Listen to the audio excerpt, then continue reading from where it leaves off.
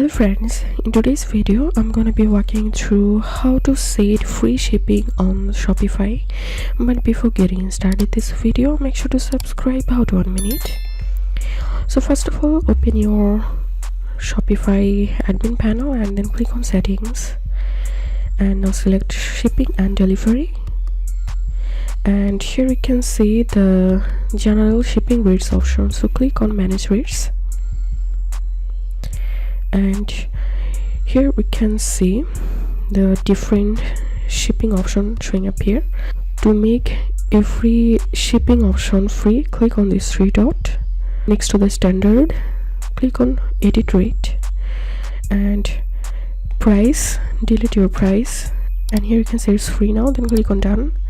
And the same way I'm going to editing this one, edit rate, and I'm deleting this value, and then click on save. So this is how we can set free shipping on Shopify. If you have any questions, feel free to post in description. If you think to see more WordPress videos, please check the links in descriptions. If this video helped you, give a thumbs up and please consider subscribe how to 1 minute. Thank you for watching.